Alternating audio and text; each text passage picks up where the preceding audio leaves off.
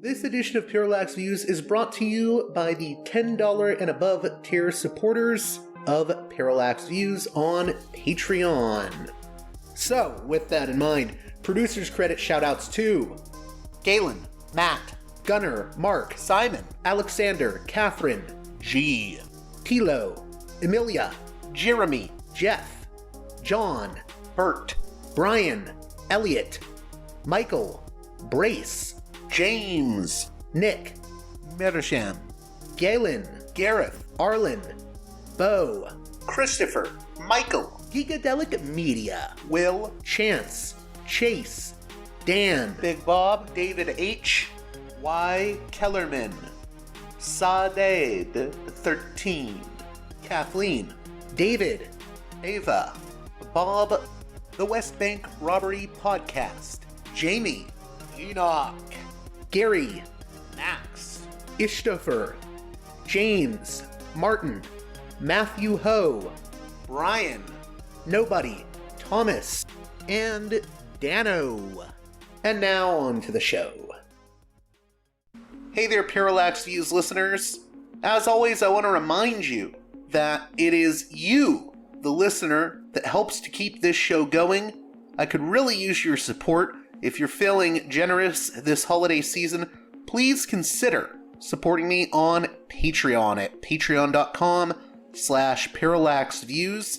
That's patreon.com/parallaxviews. I don't have any advertisers or sponsors at this moment, so this show is entirely listener supported. And that's why I'm asking for your donations if you can afford it and you appreciate my work. With that out of the way, we have a very interesting guest. Graham E. Fuller is a specialist in long-range forecasting of geopolitics. In fact, he is a former vice chair of the National Intelligence Council at CIA, responsible for long-term forecasting. He also served as a CIA operations officer overseas for 2 decades, with much of his time being spent in the Middle East. He served as the CIA station chief in Kabul and is the author of such books as A World Without Islam and The Future of Political Islam. As you can probably ascertain by the bio I've given you thus far, Graham Fuller is a commentator on a number of topics including Islamist movements, geopolitics, and U.S. foreign policy, and we're going to be delving into all of those topics in the conversation to follow with Graham Fuller. The beginning of the conversation, of course, is going to center on the overthrow of the Bashar al-Assad regime in Syria. From there, we will delve into the question of HTS and its leader, Abu Muhammed al-Jolani. How is he going to govern Syria in this new paradigm? We're also going to talk about the Israeli and Turkish strikes in Syria. We'll discuss U.S. foreign policy and the tendency for the U.S. to go out in search of enemies. Graham will also explain what the phenomena of political Islam is, and by the end of the conversation, we'll touch on his 2010 book that I mentioned before, A World Without Islam, which argues that if Islam didn't exist, we would still see a lot of the same conflicts in the Middle East. The world wouldn't be that different. Oh, and there's another topic we cover that I think will be of interest to certain listeners, and that's Graham's critique of John Mearsheimer's realist school of thought in terms of international relations. Although Graham appreciates a lot of John Mearsheimer's work, he does have his criticisms, and you'll hear those in the conversation as well, and it extends beyond just John Mearsheimer's thoughts. It's going to get into the problems with deterministic and mechanistic thinking when talking about international relations. So there's a lot of ground covered in this conversation, so let's get right to it with Graham E. Fuller.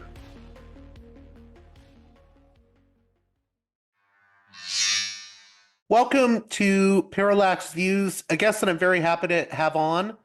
Graham E. Fuller is a former vice chair of the National Intelligence Council at CIA, responsible for long-term forecasting. He also served as a CIA operations officer overseas for 20 years.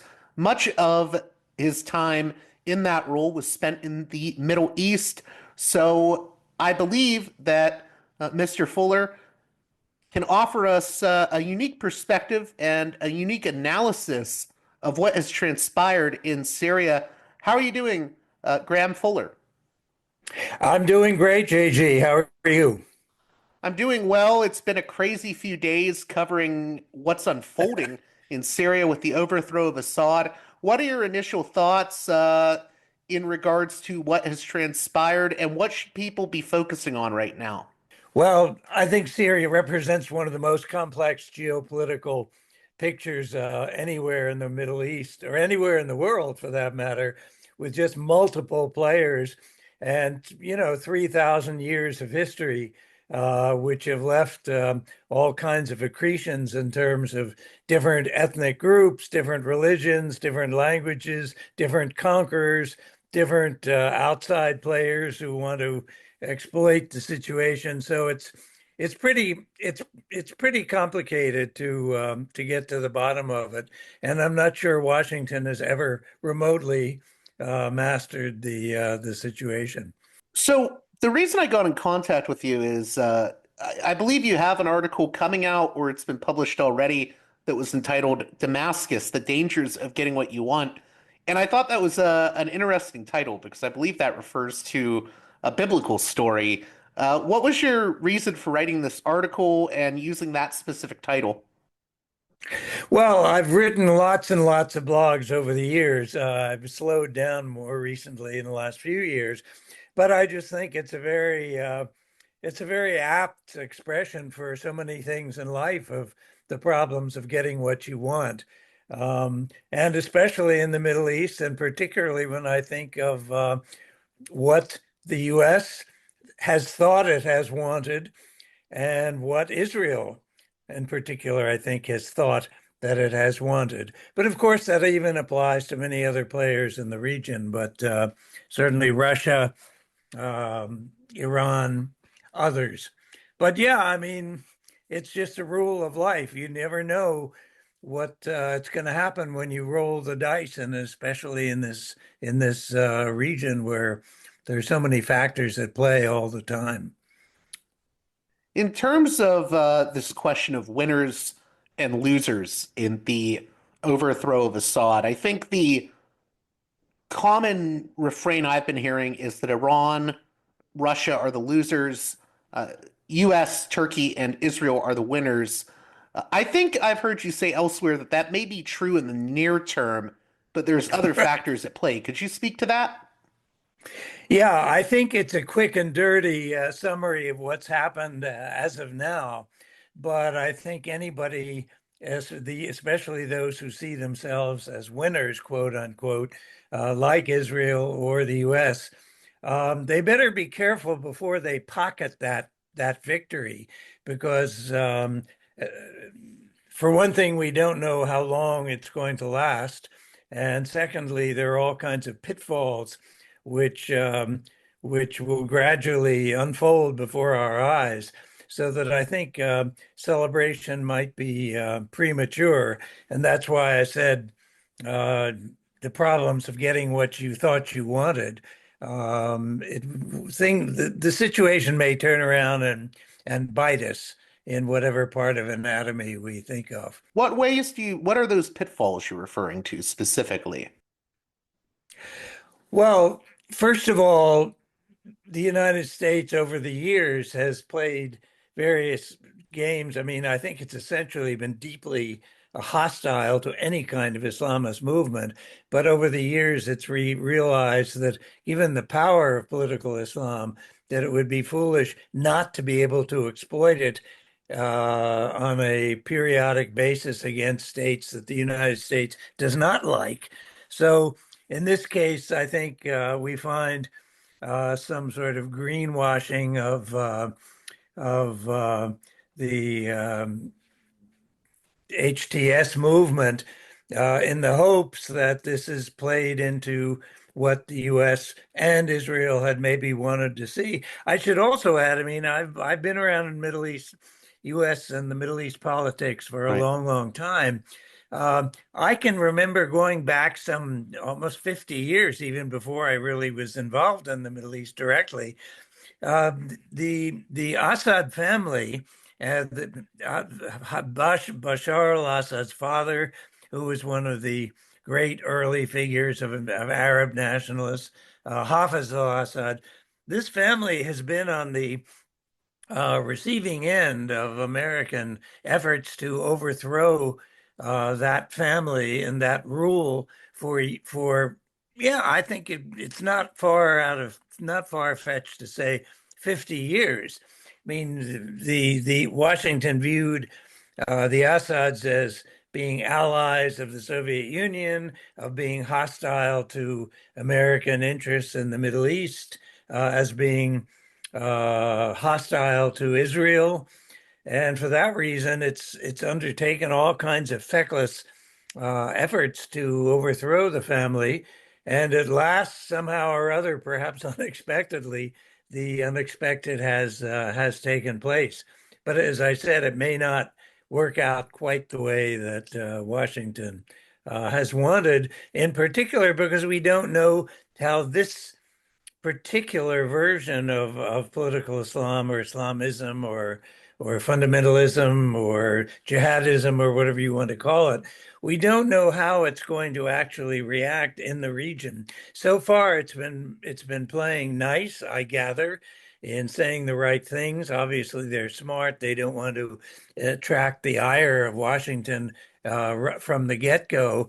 And you've even found Washington spokesman sort of trying to soften the interpretation by saying, well, maybe it's moderate or it's evolved or it's maybe good guy Islamists. We don't know. But I think I would not want to make very many assumptions about the way the HTS is going to evolve towards either the West. It would be nice if Washington and Israel is intelligent towards this movement. It may be the reality they're going to have to deal with for a while. But I think when Israel has now just undertaken what it itself describes as the most intense bombing campaign ever conducted against Syria in Syria's history, that does not bode well for a start of good relations with the new regime in Syria. I was going to say, I'm reading an article right now. Israel says it launched 480 strikes in Syria since fall of Assad. How important is it for us to keep an eye on these strikes, and also do the strikes that are happening with Turkey in northeastern Syria, or should we also be keeping an eye on that? Yes, we should. But I mean, you've opened, first of all, before I even get to that, you've opened a much more profound question as to one of the key diplomatic postures that the U.S. has assumed over the years, which is identifying enemies, which is, of course, something of a self-fulfilling prophecy.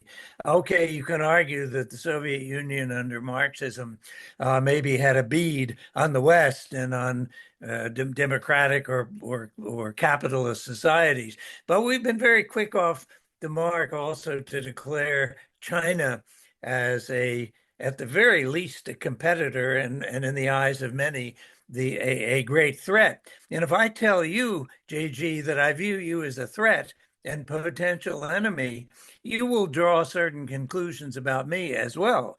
So in this case, I think to decide that Islamist movements are potentially very dangerous and may not be allowed to survive for very long is a very bad start. And that's where Israel, in its first few days, is now reacting towards Damascus. I would, if I were in HTS, I would not be pleased with the destruction of any and all military resources that I had in my country. It bodes very poorly, I think, for any possible decent relations between Israel and Damascus. I mentioned the Turkish strikes in northeastern Syria. What should we be thinking about in terms of the Turkish role in Syria and the sort of Turkish intervention in Syria? Well, for Turkey, geopolitically, the number one issue continues to be the existence of a Kurdish national liberation movement or separatist movement, what have you. The Kurds are actually one of the largest nations, largest ethnic groups in the world that does not have its own ethnic state. Um, that isn't the end of the world. There are many other nations, many other ethnic groups that do not have their own state. But that is a strong focus of Turkey, which is to do anything and everything that will prevent the emergence of a separatist Turkish state, even if it exists in Syria, because it could be, in theory, a rallying point for other Kurdish nationalists seeking separations. That will be Turkey's number one thought, more than any other single issue, I think, in the region. And as you know, that's already been an ongoing situation ever since the U.S. overthrew Saddam Hussein. That facilitated the emergence of Kurdish presence, significant political presence in the Iraq and Syrian regions. I also wanted to ask you about the Gulf states. So Saudi Arabia, Qatar, the UAE.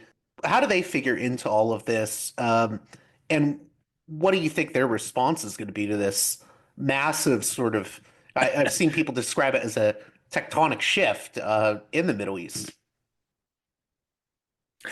It may, in a sense, it is a tectonic shift, but I think one of my key analytic perceptions of the whole thing is that tectonic shifts can shift. And it may not be, we just have no idea of what the agenda of this new state is going to be, the kind of enemies that it will attract, or supporters, for that matter, that it may attract and can utilize. I think basically the Gulfy authoritarian regimes, above all, fear, let's say, uncontrolled political change and political movements. This is one of the reasons why the Gulf states, I think it's quite striking, have really done very little to support the Palestinian movement for over all these years. They may or may not like Palestinians as people, that's another issue. But what it does fear are rampant populist movements at the ground level pushing for revolutionary change in their own region. And okay, you can say that the Palestinians are not pushing for change in the Gulf region, but once these movements get rolling, it stirs other ambitions among other unsatisfied ethnic groups and states. Just as we saw in the Arab Spring, going back some 10 years or so, this began to take on a rolling aspect that wasn't just limited to its initial start in Tunisia, but moved on to state after state after state, much to the fear of the Gulf states. So I think any kind of destabilizing movement that could open more doors to radical movements is something the Gulf fears very deeply and would wish to avoid at all costs, even though it too does not know where all of this is headed. I hope this isn't too basic of a question, but I want to go back to some terms you mentioned before, political Islam and Islamism, because I feel like, and you definitely don't do this, but I feel like there are certain media pundits and sensational sort of tabloid figures that present a tabloidized version of what Islamism and political Islam is. And I think it's become a problem for actually understanding the phenomena. Can you speak to more of what political Islam is uh, as compared to the way that some have tried to paint it? Sure. Actually, I mean, it's been a subject of great interest to me. A couple of years back, I wrote a book that's still around. It's called The Future of Political Islam. In fact, I was just looking it over for, I don't know if you can see it, but anyway, um, it's a fascinating question. Basically, I define this concept of Islamism or political Islam very broadly, and taken to mean that Muslims have come to believe that it's, or maybe have felt for some time, but that Islam has always had something vital to say about the nature of human life and the nature of governance, human governance, and human morality, and particularly governance. Islam, I think, more than any other great religions such as Christianity or Judaism, Islam speaks far more directly to the problems of governance. And so, and Islamists believe that the Islam has important things to say about what the nature of good governance should be. Now, there can be many broad interpretations of how you choose how you cherry pick what elements of Islam you choose to bring out, but it's an effort to draw on Islamic culture and the deep roots of Islamic culture going back, 1,500 years or more, to help forge not just a westernized version of what governance should be all about, but how Muslims should think from their own traditions. So as a result, you find a great spectrum of Islamists or political Islam. Some are violent, some are peaceful, some are very political, some are more democratic, some are more authoritarian. It just runs the gamut. And if you say political Islam, you have to qualify it beyond that as to what you're talking. It can be moderate, it can be radical, it can be fundamentalist, whatever else. So that's what issue has come up here is this particular HTS group moderate? If so, what does moderate mean? Is it violent or is it terrorist? Those are all options open to Islamist movements. And if you say it's Islamist, you're not saying a lot until you further qualify it as to what its means and techniques and fundamental ideologies are going to be. So it shouldn't be a term of derision or contempt necessarily, but it certainly gets our attention. It means, I mean, in many ways, political Islam is partially linked with Islamic nationalism, you might say. Can you have nationalism of a faith that bridges the whole world? Well, in a cultural sense, yes. If you go back to Clash of Civilizations, Huntington's Clash of Civilizations, he chose to identify the Muslim world as a distinct entity in itself that had its own driving forces. And in that sense, I think to talk about Islamic nationalism, Muslim nationalism is not out of place, but like Islamism, you've got to go beyond that. You've got to say, well, what do you mean by that? Do you mean pro-democracy, anti-democracy, violent, peaceful, democratic, all of these other characteristics? In terms of what's that? No, I was just going to say it's complicated, but I hope that makes it a little clearer that we're talking about a broad phenomenon here. Yeah, and it's a phenomena I think that people have to understand is I would say it's a modern phenomena, so I think that's important. I think that it's also important that we talk a little bit about HTS. And I know the waters are murky on this subject because al-Jolani has said many different things at various points over the years that are often in contradiction with each other. He may have turned over a new leaf, he may not have. What should we be keeping an eye on with HTS? And what do you make of the importance of HTS's past sort of connections to Al Qaeda in Syria? Well, almost all of these movements, like any political movement, yes, it may be Islamist, but they're still political movements as well, evolve and change according to the circumstances under which they exist. So I think it would be smart for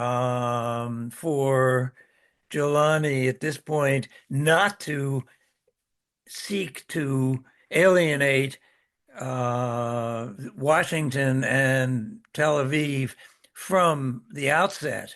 Now, Tel Aviv may be taking care of that on its own right in unleashing this massive military strikes against Syria.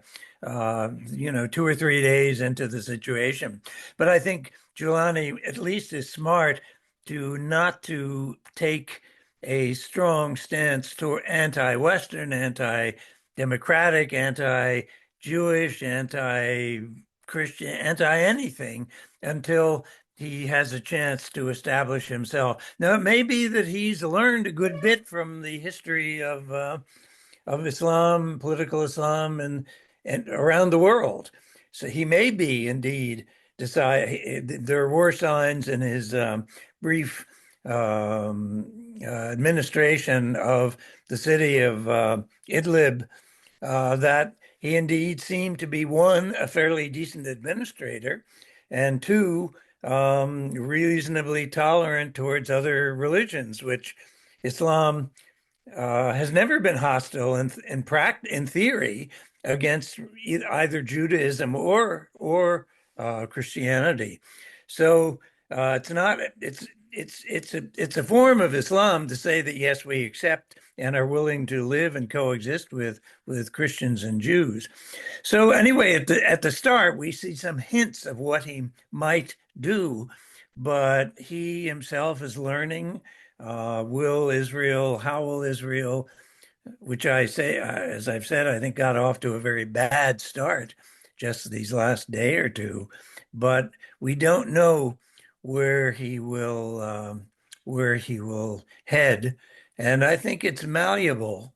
I think there is still room to work with him. I frankly think Washington may be a little bit aghast that when they're trying, hopefully, to work with Jolani as the new reality, that Israel may have already decisively tipped the scales. And I don't know how will Washington break with Israel on this issue. So far, Biden hasn't broken with Israel on anything. So I'm not optimistic, but I can't imagine that Washington is not disturbed with this very harsh early Israeli response to Syria. With regards to these strikes that Israel was doing, I mean, what do you make of the sort of forces that have been unleashed in the past year or so, and even before that, within Israeli political life? I think there's been an explosion of the far right in Israel. I mean, we see it in figures like Ben Gvir and Smotrich, and I think these are very paranoid figures, and that paranoia leads them to want to govern and have policies that are rather bellicose towards their neighbors. Would you agree with that analysis? And how important is it that we examine the Israeli far right in regards to what is unfolding right now? I think you're absolutely right on that, JG. We've all witnessed a shift to the right. Actually, as you know, it's not unique to Israel itself, but Israel has a very particular particular approach to this. The fact that it views its future as essentially tied to biblical prophecies. This is a fierce ideology in many ways. I mean, yes, the U.S. is capitalist. It likes democracy when democracy is useful. But these are even Russia is not any longer an ideological state as it was under Marxist-Leninist rule. So we find quite a unique Israeli ideological domination that God gave these lands, not even exactly specified as to where the borders are, but that God gave these lands to Israel, and there's no arguing with God about this. So I think the emergence of increasingly right-wing and quite savage nationalist, even brutal nationalism on the part of the Israeli right is very worrisome, and almost to me guarantees that if Israel ever hopes to find a place in the Middle East, it's it's it's going to find that very difficult to do. It was already difficult when the Israeli state was founded on the back of the Palestinian people when Jews newly arriving from the West, from the terrible Holocaust in Germany, when they began the foundation of the state on the broken back of Palestinians' presence in Israel, and it only got worse, starting with the Nakba, the setback of Palestinians from the northern part of Israel, and it's just gone on getting worse and worse and worse. So I think this is a unique kind of ideology, and I don't know of any parallel, perhaps in India, in one sense, of Hindutva, based on a kind of Hinduism. But even that, I mean, Hinduism is a wildly extravagant, multi deities movement that almost impossible to describe in any narrow particular way. So I would argue, unique. Israel presents a unique issue and a problem for itself because I want you to talk about that a little bit more because I've made that same argument that in a way the Israeli far right is actually a threat to Israel itself. Yes, I think you're absolutely right. And the trouble is that a belief in Israel as a God-given land turns into a political movement with Zionism. And that is, of course, a form of Jewish nationalism, but it goes beyond that because of its biblical foundations. But I don't know how you escape that if your land was given uniquely by God to you and not to others who live in the area, who are often, as you know, described in right-wing Israeli language as hostile, inherently hostile, the Amalek, people who have to be crushed and destroyed as they were in the Bible. This presents very serious foundational problem for the state of Israel, leading to many liberal Jews indeed questioning what the future fate of Israel is going to be with this kind of extremely narrow interpretation of Israel as a land of Jews, for Jews, and for Jews only. It's out of keeping with contemporary, more open, liberal sense of governance, and it's created great hostilities within the region. I mean, some of those hostilities have existed for a while, but with basically fundamentally what's hard not to describe as genocide, this has enraged, well, obviously most of the Muslim world, but beyond that, all kinds of people who have a liberal vision of future governance in the world governance, and who view this as a savage and vicious retrogression. in moving towards more open, liberal-minded states. Yeah, I think there's many people that see it an attack on standards of international law, amongst other things. That actually is a lead into the next question I had for you.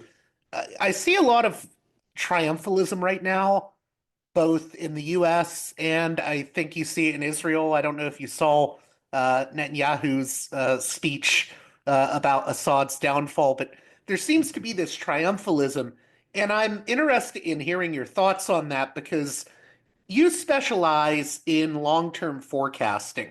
And I think one of the big problems we see with uh, the establishment, if you will, in the U.S. and Israel is sort of short-term thinking and looking at things from the short term. So, for example, Israel has been very successful in greatly damaging Hamas and Hezbollah. I do think Iran has suffered a blow from the downfall of Assad, but I'm not sure that this is all the end of resistance in the Middle East or the end of the Palestinian issue, as some are trying to triumphantly argue, or that this is the end of the problems in Syria. I mean, Syria has been through a civil war. I could see more conflict arising. But I'm just surprised because there's so much triumphalism right now. I'm sorry for going on a rant, but I wanted to bounce that off. No, I think you're right on the mark, AG. I agree with you. Some of this triumph we can understand from the Israel. Well, first of all, Netanyahu is fighting for his own political existence. He's a brilliant tactician and has survived all kinds of setbacks domestically. But in terms of America as well, as I commented really very early on, Washington has been trying to overthrow the Assad regime for 50 years, unsuccessfully. So this is not just a passing event. Indeed, it is the source of a lot of triumphalism of people who viewed it as the problem. I mean, it's important to remember. I mean, Syria, yes, it's a small state, but civilizationally, it's an exceptionally important state. It's been around for 4,000 years, and people have come and gone. But the word Syria has existed in multiple languages of the region for as long as people can remember. So the idea that somehow Arab and yes, it became Arab eventually, but the idea that Arab nationalism is going to die or that Syrian nationalism is going to die is simply preposterous and ahistorical. It's not. It flies in the face of any historical rationalism. I think I'd have to say something of the same of Iran, in the sense that, again, this is a state that's been around for 3, 4, maybe 5,000 years, deep, deep historical, cultural, geopolitical roots, with a sense of its own nationhood. Yes, you can put it back in the box temporarily, but it's a very, very big state. It's as big as Western Europe, in many senses put together. So the idea that Iranian geopolitical interests are going to be wiped out or destroyed it's simply preposterous and dangerous because it can't happen. I think you're well aware, and many people have commented, that one of Israel's deeply cherished ideas is to see the U.S. join Israel in overthrowing the regime in Iran. But Right, the again, we Islamic get into Republic, this. yeah.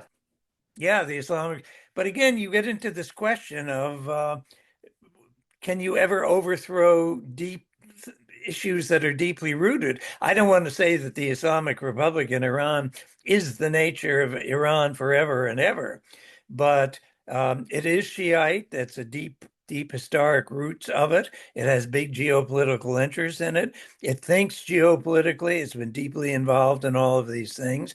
So I would argue that even if you threw out the Ayatollahs, which is, of course, the chief American aim, that you're still going to get very strong Iranian nationalists who have their own views and would certainly see themselves as significant players in the Middle East.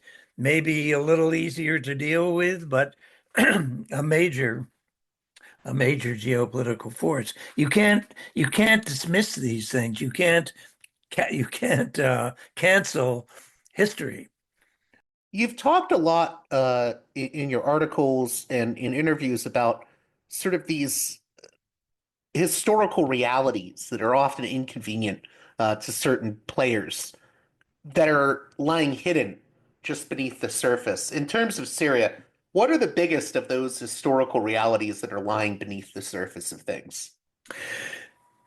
Well, first, I would probably have to describe Syria if I had to name a core center of modern Arab nationalism, and by that I'm talking about a movement at least 100 years old.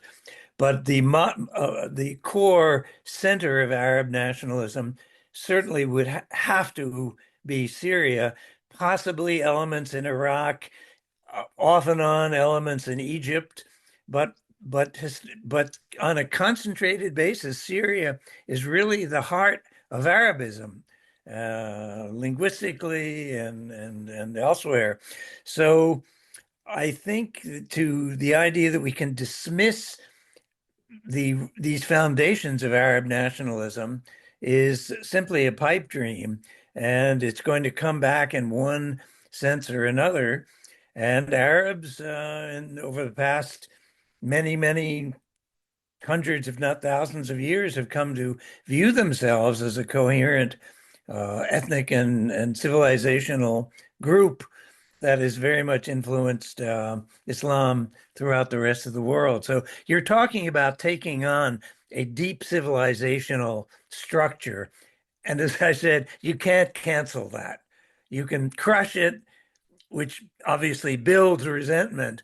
But I'm astonished that even before the overthrow of the Assad regime, the idea that Palestinians are going to just say, "Oh well, I guess we it never worked out, and I guess we'll just forget Palestinian nationalism." This is simply insane. Um, I it's a terrible human tragedy, and if you are a Palestinian who have lost a father, a mother, a son, a daughter, grandparents, homes, jobs, um, you're not going to get over this. Most Palestinians are not going to be terrorists, but even if 5% act out of bitterness and rage about what's happened to them, you've got a hell of a problem from pushback of potential terrorism, and it hasn't even begun in the region. It's too fresh. So I don't want to be speaking in doomsday terms, but we have yet to see the pushback of Palestinian violence against U.S., Israel, Jews, any other number of groups who have been steeled now in this terrible conflagration and now added to it by Syrians who, yes, they may rejoice that the Assads are gone, but it's still their country that has been destroyed. And Real I'm quick not in sure. that regard, I feel very bad for the Syrian people that I've known because I feel like the Syrian people are caught in the middle of multiple players, whether it's the U.S., whether it was Assad, whether it was Israel, whether it was is Turkey. It seems like uh, you know I think it was Antony Blinken said recently that, the Syrian people have to be allowed to forge their own destiny, their own self-determination. But I'm getting the impression that is not how things are going to play out because there's too many outside players. I also don't believe that Anthony Blinken believes that for a second, but certainly his actions don't suggest that. Well, right. The But the yes, I U.S. is mean, doing strikes now too. So yeah, I mean, and it's popular in the West to say, "Oh, well, of course, Arabs or Syrians are inherently unstable. What do you expect? That's the way it's always been. That's the way it's always going to be." Well, yes, it is. It is in many ways unstable, but you have to remember that this country has been at the prey of all kinds of rulers and conquerors for, I don't want to exaggerate it too far, but excuse me. Syria has been, I mean, given its centralized location, every single conqueror and barbarian and colonialist and what have you um, has marched through the area and left scars in the country. So, and when you consider its ancient history and all its ethnic groups, various religions, um, it's one of the most complicated areas in the world as well. So it's not surprising that for imperialists who want to play off one group against the other, it's a kind of a joy to work in the region because you can always find somebody to work against somebody else.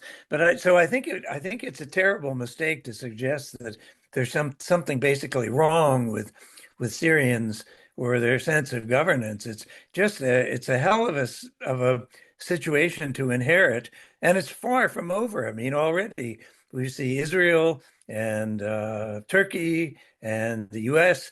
picking over the bones of the Assad regime, and it's far from over. There are other Iraq is going to get involved in ways that we have not a clue yet, but they will for sure. And Russia is going to come back on the scene from a distance. Many other players are going to have the Gulf has yet to find a voice for itself. How are they going to handle it? Very complex question for them. So I think it's just too easy and too self-serving to say, oh, well, these poor, Syria is impossible or they're impossible geopolitical culture to deal with. It may make us feel good because God forbid, have nothing to do with it, but it's all the Syrians' fault. just a few more brief things here. How important is it that people look at the different ethnicities that exist together in Syria? Because I think that often gets left out in weird ways when people analyze this. And I mean, it is a real issue because, I've known people that were not fans of Assad that would say, well, but he's the lesser evil that I have to deal with in Syria compared to these other factions or these Islamist or jihadi factions. How important is it that people start thinking about the different ethnicities that exist in Syria and how different factions support or go against them? Well, that's one of the key questions, JG. I would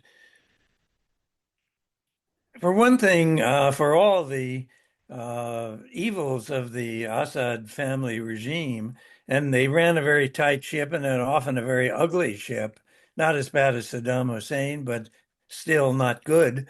Um, One thing that I would probably have to say is that they did try to have a sense of a united Syria. And you mentioned yourself very, very clearly. I've had the same experience of many Christian, not necessarily Christians, but minorities within Syria who have said, at least our country is stable. It had been stable until the U.S. began to try to U.S. and Turkey began to try to overthrow it during the Arab Spring. Um, if you live in a difficult unstable country, stability is very important. It means it's safe to send your kid out to the local grocery to buy a loaf of bread. Stability should not be sneered at. So Assad, I think, until the Arab and the Arab Spring and the internal civil war, provoked much by the outside, did bring some sense of stability, and even I would argue a sense of Syrian nationalism. Yes, of a Syrian sort, but very much Syrian nationalism and minorities, Jewish, Druze, Christian, others felt safe because it was not an ideological regime in the sense of Islamism. They didn't have to be afraid of a Saddam Hussein Ba'ath Party. Well, it was a Ba'ath Party, but it was not. It was. It was not a. It was not a Islamic fundamentalist regime It was by any secular. means. It was secular, exactly. That's the word, exactly the word. And there was some comfort in that. Now, I'm sure many minorities within Syria are going to be deeply concerned about the fate of secularism in the future. Now, if we're really lucky, and if Muhammad al-Jolani has learned a few things in the interim, maybe, just maybe, it will be a little more liberal. We don't know. Before we start wrapping up, I did want to ask, in terms of U.S. interventions in the Middle East, what sort of drives the complicated relationship between the US and these jihadi groups? And then also, what drives the US's sort of short-term thinking? Because I think in a way, look at Iraq. Our involvement there, I think, and the destructive interventions there sort of led to the formation of ISIS. So it seems like there's this continued problem of supporting extremists, jihadists, and also intervening in ways that actually create jihadism. What do you think is the driving force behind that? Is it just foolishness in the Beltway, or? That's the key question. First of all, as I mentioned at the outset of our discussion, the U.S. is quick to seek out enemies. We always need an enemy, preferably the bigger, the better, because that way you can sort of justify your search for some kind of neo-imperial rule. So if it isn't the Soviet Union, I mean, the history of U.S. enemies goes way, way, way back, but certainly communism, Soviet Union, later Islamism, China, you name it, they're always there, and it's a gift that keeps on giving because it justifies massive arms buildup and justifies the need for being the indispensable nation, as Madeleine Albright and others like to call the U.S. So some of it is the search for the enemy. And there are plenty of them. And then, of course, the element of Israel. This has been widely discussed, I think, more recently, especially during these semi-genocidal moves. You find distinguished geopoliticians like John Mearsheimer, who has really raised basic questions of saying, is Israel truly an ally, or is it a liability, a geopolitical liability, in the sense that if Israel's problems, many of which are self-created, if Israel's problems are then imposed on us through Zionist pressure in the United States, then we have to buy into that problem. And we're lucky if we get out of, if we avoid a war with Iran. I'm still very concerned that this is the next step on the part of Netanyahu to drag us into that kind of a conflict with Iran, which I would view as catastrophic. So anyway, yes, between the ideological factors of the American search for enemies everywhere, and to play off factors against others, and the very powerful center of American of the lobby in American governance. You I mean mean, like it's AIPAC, the Israel lobby? Yeah. Exactly. When you consider that Netanyahu is probably the only figure that has been able to bring the American Congress to its feet 82 times in applause, thunderous applause, for everything he said, that's a very significant demonstration of the power of the Israeli lobby and AIPAC, and indeed over American media, which is more heavily skewed, I would argue, than almost any other place in the world. I was just going to add to that real briefly. I've often said I think the Mearsheimer argument is very interesting, especially because I feel as if Israel plays this game where it doesn't want to define its borders, and it keeps doing more and more land grabs. I mean, I think we see that with the West Bank now. And if Israel is going to treat itself as having all of this land from the river to the sea, and it doesn't want to have a two-state solution or a solution where Palestinians have some level of dignity and rights, then it shouldn't be our problem uh, to deal with that. It should be Israel's problem. At that point, it's Israel saying, well, this is one state, and the one state is all owned by us. And to me, that means, well, then that's your problem. The Palestinians are thus an internal, like, policing problem for you to deal with, not the U.S. taxpayers. So I think there's a lot of points to be raised by what Mearsheimer and people like Stephen Walt have been saying.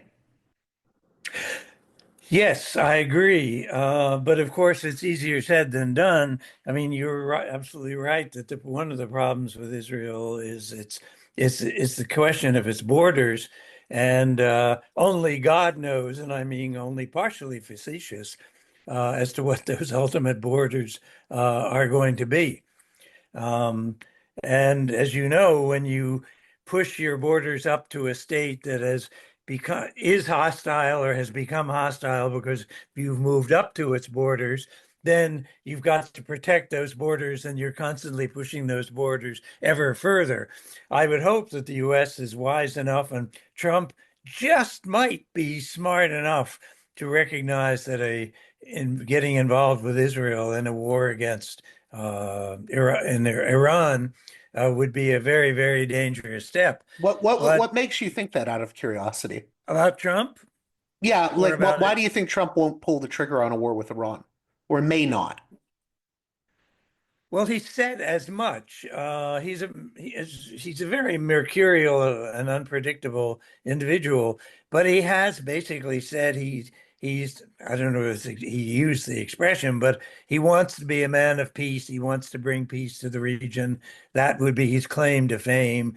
Uh, and I, if you could say, well, it's all about Israel, but it isn't just that. It was quite stunning that Trump chose against all the advice of every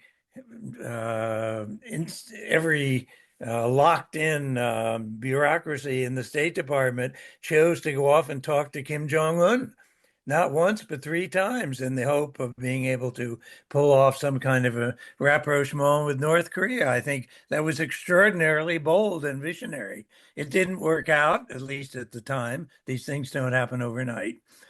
But the fact that he said that he could solve the Ukrainian issue, I think he's right that he can and maybe will help solve that complicated problem, mainly because it was a problem that never had to exist in the first place. It was a choice, in my view anyway, in the view of many, that it was a war. Yes, Putin should be condemned for invading, starting a war, but it was NATO and the US that pushed up to the very borders You of mean the issue of eastward expansion of NATO? Even Biden talked about it exactly. in the 90s. Yeah. Yeah, exactly. I mean, you can imagine what the United States would feel about China or Russia deciding to establish a military base in Mexico. I mean, it would be intolerable and wiped out within 24 hours by Washington. Anyway, I don't want to but Trump has identified himself in many ways. Now, the contradiction there is that he has chosen a lot of people I find quite disturbing, hawkish individuals, hawkish on pro-Israel, not just pro-Israel, but very pro-Zionist, long history of that, very anti-Iranian. But Trump this time around seems to want to be in control himself. Last time, I think he felt he was blindsided by the blob, the foreign policy blob, if you will, within Washington. This time, Trump has been criticized by liberals, and have considered myself trying to be a liberal for many years, but Trump has been criticized by his enemies for saying that he has chosen a bunch of yes men and people who will be loyal and obedient. Well, that's partly because the people he had chosen last time around, he really didn't know much about by Trump's own description, and had essentially saying, I know a great guy you should appoint to be this or Secretary of State or this, that, or the other thing. This time around, I think Trump has decided he wants people loyal to him who are going to do what he wants to do. And maybe some of these people want to go to war with Iran, God knows, but Trump ultimately will have the final say, I hope, over these individuals. And it may not be quite the uncontrolled neocons in charge of where they want to take U.S. foreign policy. Just two more things, and I'll let you go. The first is, since you mentioned Mearsheimer, and I know this would be a whole nother topic that we could probably do an entire show on, but where do you think a lot of my listeners come from the realist school of international relations? Where do you think that school of thought may be coming short these days? Because I do think there needs to be some questioning of realism at times, and it's sort of very deterministic, and at times I think self-fulfilling sort of prophecy element to its framework. Yeah, I think you've captured that sense quite well, JG. I mean, I'm a great admirer of John Mearsheimer as an analyst of both the Israeli and the Ukrainian situation. He's been spot on, and I have friendly relations with John Mearsheimer. And I wrote to him and I said, John, I'm deep admirer of your analytic skills. I think the reason why you're so good at it is because you don't apply your own geopolitical principles of realism to the region. So for example, I deeply part company with Mearsheimer on his mechanistic sense that we are inevitably driven towards conflict with China, that China is the threat, the competitor. Nations have choices over their own destinies.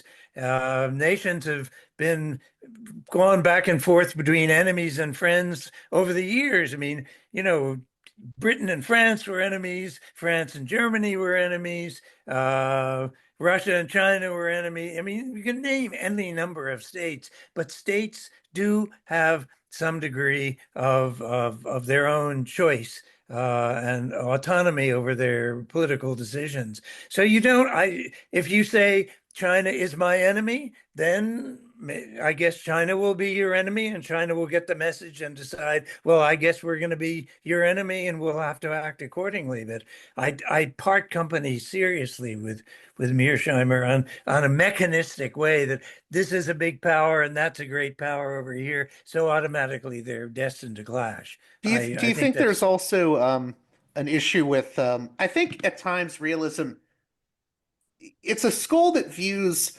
conflict as coming out of, these nation states are all vying for resources and their own security, and that's the end of it for the realist school. It doesn't factor in things like, well, how does this nation state's culture affect the way it goes about its business?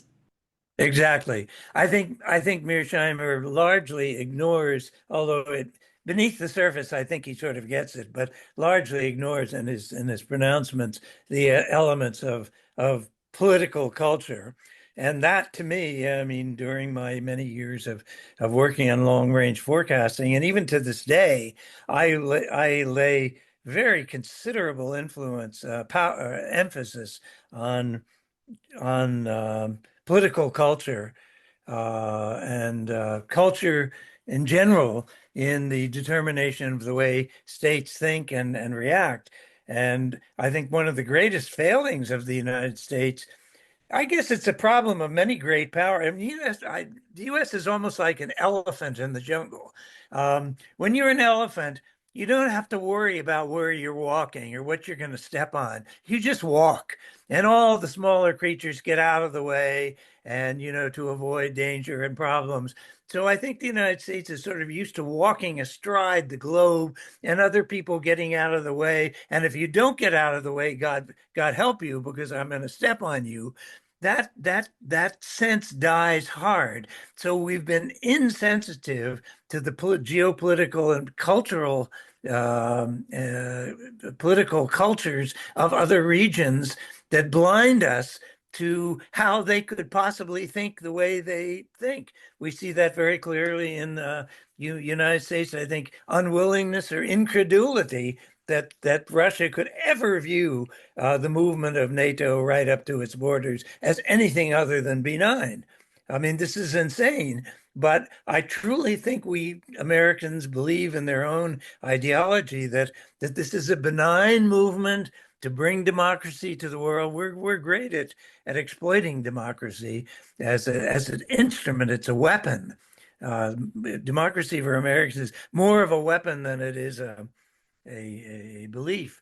But anyway, I don't want to go too far in it, but that failure to grasp the political cultures and mentality of others is a deep, deep failing of America. And I I guess think it's it's even partly, played a role in how we've dealt with Israel Palestine, to be honest.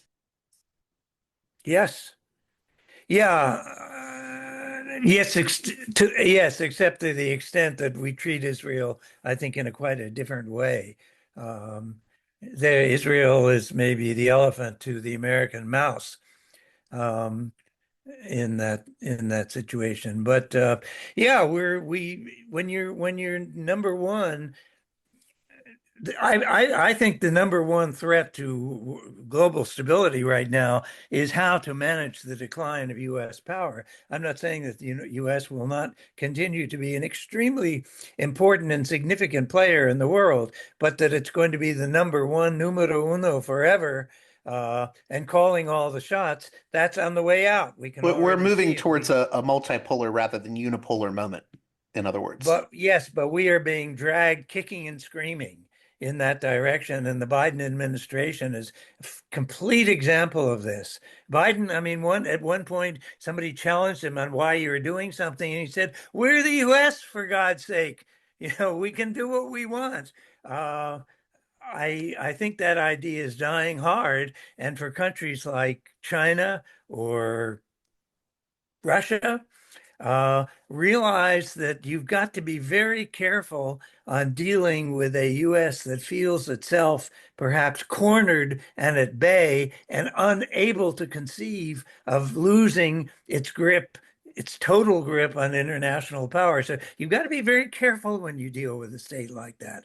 The next thing you know, they're going to be sending nuclear weapons or God knows what to prevent these. I'm not saying the U.S. is going to go nuclear. I don't think it will, but you know what I mean. The U.S. may lash out blindly to avoid this the fear of becoming anything less than number one in the world. Very last thing I wanted to ask you. You wrote a book that I'm going to be reading soon. I just got a copy of it, ordered a copy of it. Back in 2010, it was called A World Without Islam, where my basic understanding is you argue that, all this talk that if there was no Islam, there wouldn't be this clash of civilizations, there wouldn't be any holy wars, wouldn't be terrorists. You make the argument no, that's not true. And a lot of things would still be very much the same, especially in the Middle East. Do you think that argument can be tied into what we're seeing in Syria? What do you see as the connection, if there is any? Well, that's interesting. I hadn't thought of tying that in with my previous book. Yes, you correctly described the nature of the argument.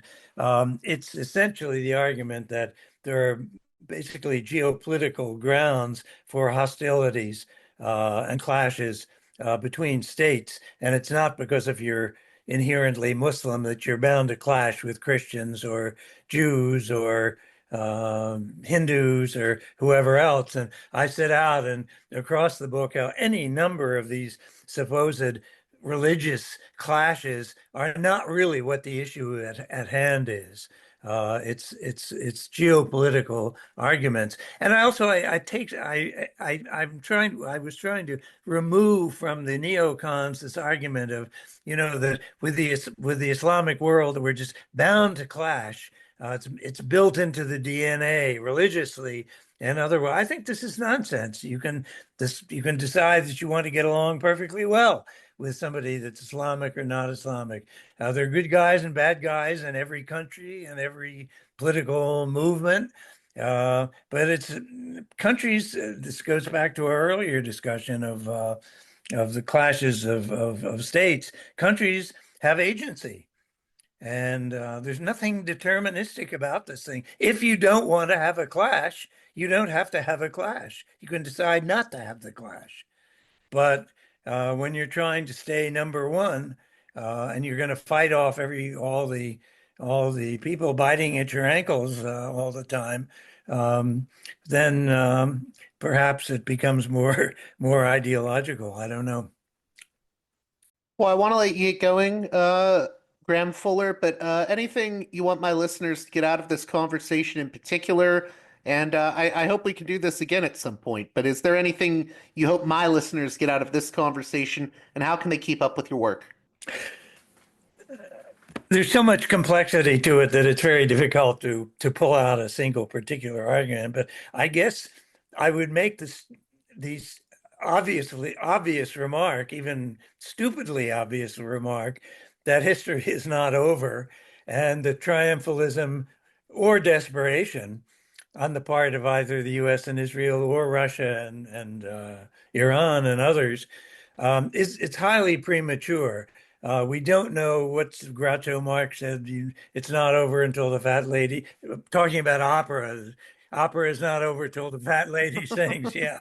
Well, the fat lady has yet to sing and probably never will sing because history goes on. So this is just one more stage in the eternal